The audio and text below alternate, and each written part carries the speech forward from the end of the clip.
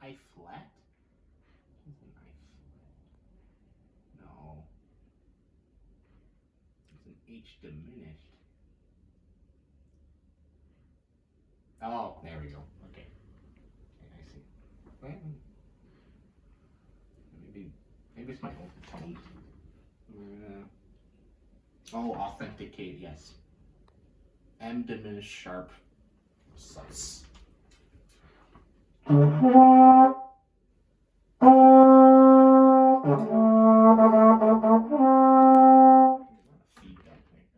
hi. Oh, hello. I don't know if you're new here or not, but I am John Winkelheimer, and I'm a professor at Oxford, Yale, Harvard University.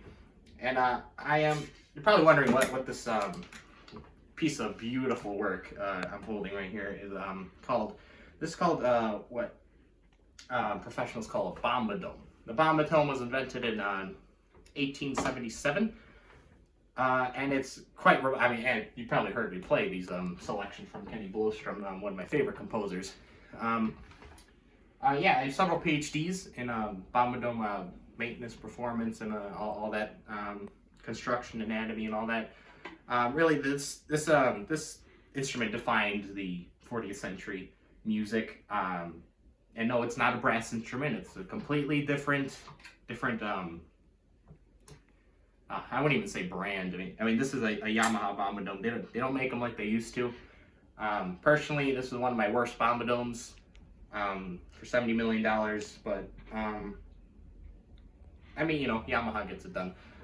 Well, since you're here, I might as well tell you a little bit more about the Bombadome because it really is a work of art. I mean, as beautiful as what I just played sounded, I cannot do the Bombadome justice. This is really yeah. Let me take you on a little journey with me.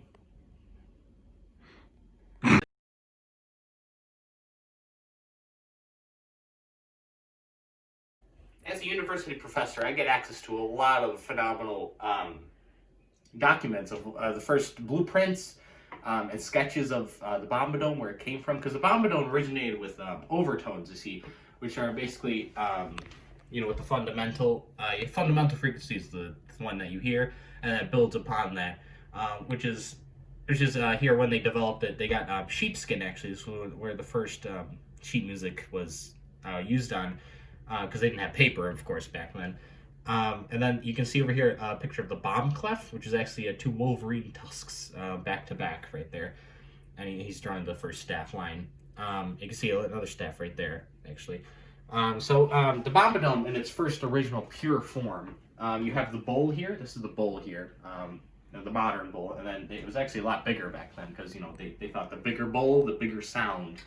Because, if you're going to play, you got to play. They actually tried this with two animals, actually. They put the horse on its side, and they put another one over here. And what that did was they took the two intestines. And, oh, excuse me. It's so barbaric now that they would do that. But they did this all around the world with this experimentation in China, Mesopotamia, and Egypt. You can see they actually took sheep blood, actually. Sorry, it's just so... and it worked. Surprisingly, it worked. Did you see the first notation? That was the alphabet. It's really beautiful. I love it. It's really fascinating. So if we look on the Bombadome was revolutionized all over the world. Its overtones, everyone loved it. Started in Mesopotamia over here. It just, in the whole. This is my favorite right here. This tablet. You can see there's an I sharp right there. That's an I sharp. One of the first depictions of it's really remarkable how far we've come. And then in the 19th century, Kenny Bolostrom, which is one of my favorites. Don't mind me. I'm just there we go. Kenny Bolostrom, born in 1876. He was, words cannot explain the pure magic this man has done to this instrument. He has, you can see over here, one of the first prototypes here. This is a B7 46 47 875 6475 X Whittle 57 model. You'll learn if you take a Bomb 105 at your this university, because not a lot of universities have this course. You'll dig into the whole bunch of prototypes. There was like a figure 8 at one point, an hourglass. You have the loop-de-looped over here. And there's Kenny Bolostrom. This is actually a student. His name is Jack. And yeah, he didn't live up to Bolostrom's name. He died in a horse crash. So yeah, we don't discuss so much. We can get into it a little bit, but it's not important. So, and then later on, music in the Bombadome world is not like any other music. It uses the whole entire musical alphabet. Like traditionally have A through G, like on a piano or a clarinet or whatever. But in Bombadome you have all the way from A through Z, and you have the sharps, flats, diminished, augmented, and sus as well. This really expands the range of what a musical instrument should be, and I feel like this is the only real musical instrument. And I feel like in the 19th century, when this was developed, a lot of people stole a lot from, like, the trombone, for example. They stole this whole design here, and they actually put the slide on top, which I think is pretty disgusting, and they didn't credit Kenny Bolostrom at all for this. He patented the design, actually. And I feel like a lot of brass instruments were inspired from this, and even the trigger, which gives you all that H through Z action, and then the tubes and the slides, including the bowl, and they called it the bell. I mean, it's really yeah. So that was a brief history of the history. Now let's go into how this works actually, and what it's composed of.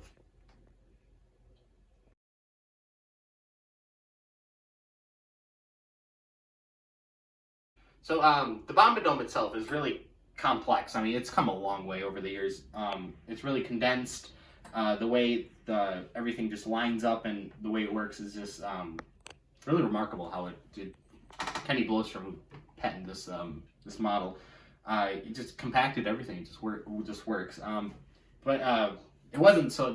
Not everyone had Kenny Bolostrom in their time. So before then, this was actually one of the first models which actually exaggerated each component of the modern Bombadome in 1899. A lot went into it, really. So you can see this is the performer here, right here. This is the mouthpiece. The mouthpiece would be here. You can't really see because it's his hand, and it would come all the way down. And one thing you're probably asking is, where does the music go? They actually usually for like street performers, they would like stack 3 people on their shoulders, and they would just hold up the music, and then that's how it. Of course, you need to practice just like any other instrument, especially the Bombadome. The Bombadome is you will fail miserably if you do not practice 70 hours a day. So these go through these tubes. This is not actually a functioning wheel. This was not a transportation instrument. There's no transportation over here. But these are tubes. They will go over here and go through all this, because the length is crucial for this is basically what the trigger does. If you look on the modern model here, these tubes right here where the trigger is involved, which there would also be a trigger on here, but over here, this trigger, these tubes, these would have been the wheels. And of course, this was the base Bombadome, so it was a lot bigger. This is the tenor Bombadome, so it's the range is a little bit higher, but all the notes are the same. So yeah, this trigger allows for that. So that's how Kenny Bolostrom was able to size everything down. So they'll go through all these tubes, but these right here, these little gears with the teeth on them, those actually worked. And what that did, that was they moved from the boiler here, and you can see the modern boiler is right over here. And you can see if I unscrew this. Now I do have a degree in maintenance. Do not try this at home. Do not disassemble a Bombadome because I can guarantee you, you will not put it back together. It is way too sophisticated of a device. So you can see this is where the coal powder goes in. Before, they used whole chunks of coal and they would put it into the instrument. But I mean, the sound is beautiful. The more coal, the better the sound. So this is so powder going here, and it's more efficient too. And Kenny Blostrom knew that. He was also a chemist for a few years, which also helped his knowledge here. So it'll boil in here, and then that hot air is crucial for the overtones. The coal will be placed in here. You have a boiler man right here, the Brol guy, as what some would say. He also had the key here. You need a key to open it, because they're just like today. There's a lot of thieves and a lot of people who damage the instrument by misplaying it. That's why you need degrees. So he put coal in here. The warm air would store up. It would go through these. They would turn these cranks here, and there's this little arm here. See this arm? This arm's crucial. That's kind of like a valve, which is kind of like the trigger here. This is part of the trigger, and then it would go through this big tube, and then that's where you get those extra overtones, H through Z, as I was talking about.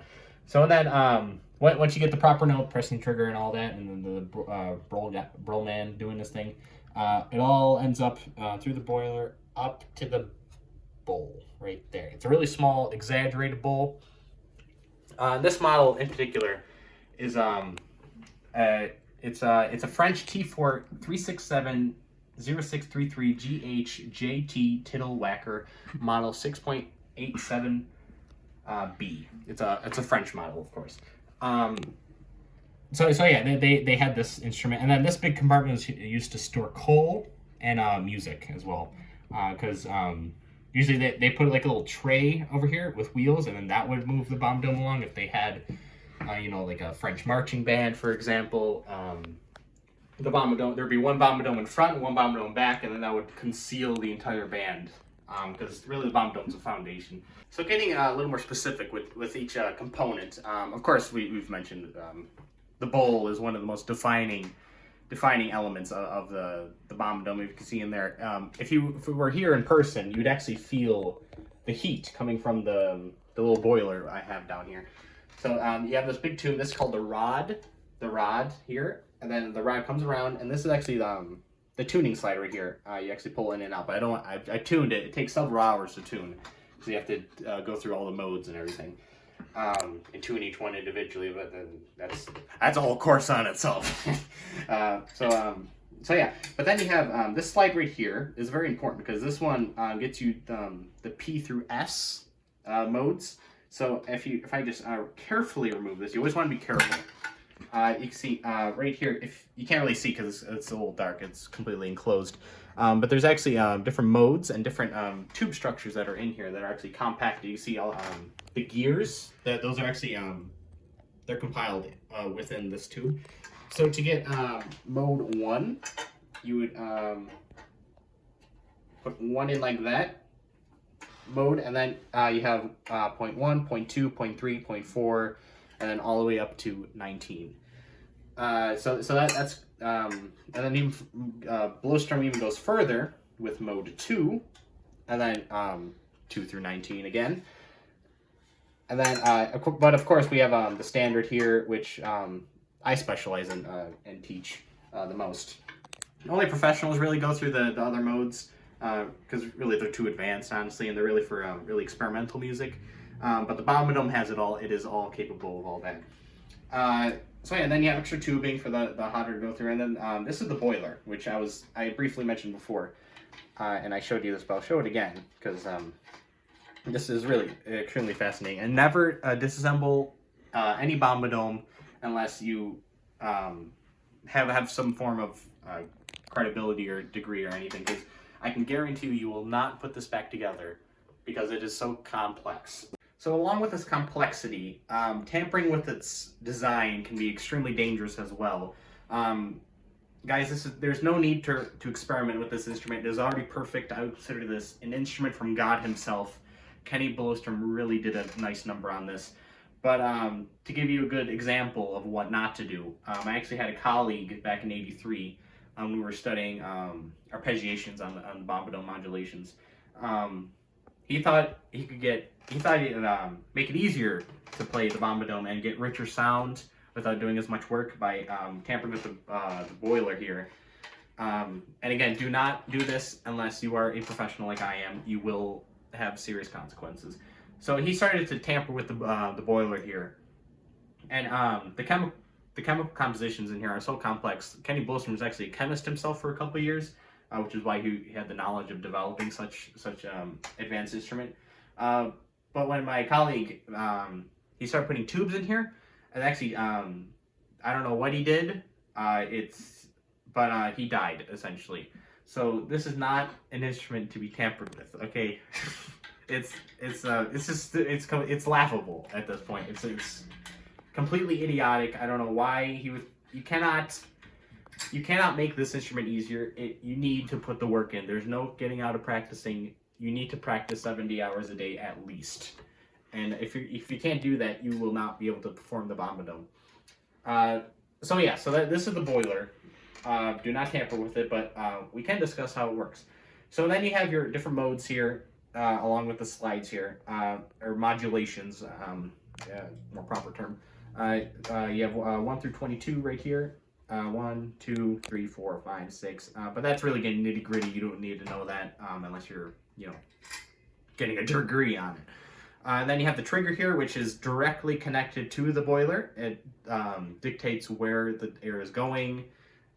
It is very, very effective in that way, and it's so small. I mean, if you look in the older models, this was like half a person. You can probably store 2 people in there. And I actually heard a myth that they actually took some prisoners into Bombadome coal things, and they were burned alive actually.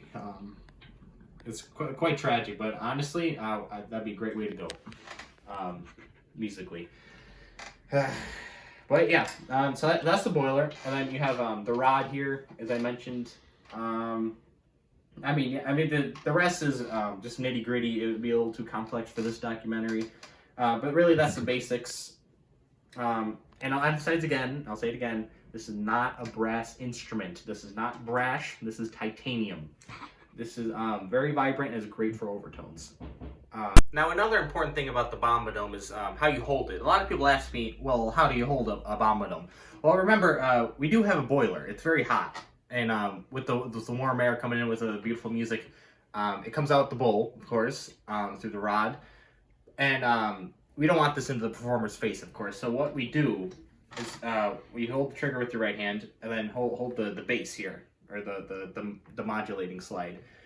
And then you put it, and then the bell is facing behind you over your shoulder. So that way the music's coming up behind. That's why you see a lot of Bombadome players playing backwards, because we want the sound to go out. Just like how you want trumpets and trombone players to play up to project the sound. But for Bombadome, it's stand behind. It's like a rainbow of overtones, just like going flooding over the audience. Honestly, I think it's Blostrom's greatest minor perk into this. It just kind of happened to fall into place with the projection of the sound, and also it helps with the nerves, is because don't want to see the audience, but now you have an excuse to do that, which is also what I enjoy a lot, because I'm a very isolated person. So yeah. See, other than the heat coming from the boiler, all the heat's going out that way. So now that you have a good understanding of the basics, this just scratching the surface of what this instrument and all the stories it has to tell. It's just barely, not even scratching the surface. This is just like I'm just showing you, its existence at this point. There's so much to go into it. But I would love to perform some sonatas for you and some pieces of the Bombadome, but honestly, I would not do it justice. I know I am the best, I'd say one of the best in the area. There are a few of my colleagues who, maybe, same level as me. But we actually found some footage a few years ago of original playings of Kenny Blostrom in his office. And I feel that it would be more appropriate rather me to butcher this. Not that I want to, but it's just so enriching and complicated that even professionals like me with 47 PhDs struggle with even to this day. So Now, if you look over on my monitor here, I'll direct you to a beautiful performance with Kenny Blostrom.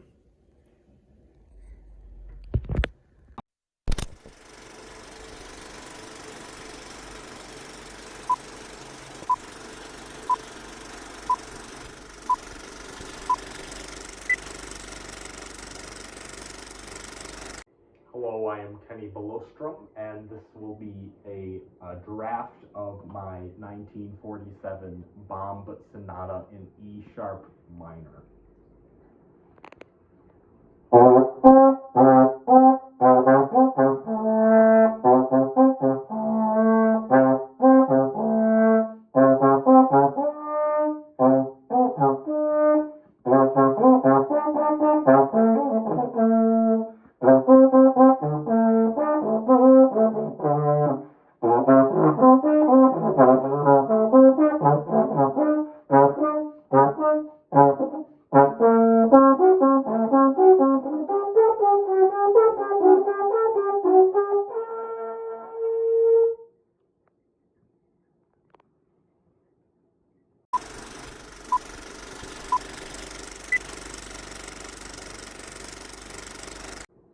Hello, my name is Kenny Blostrom, and I will be experimenting with exfoliation on modulation arpeggiation in my Etude number 7, modulation 4.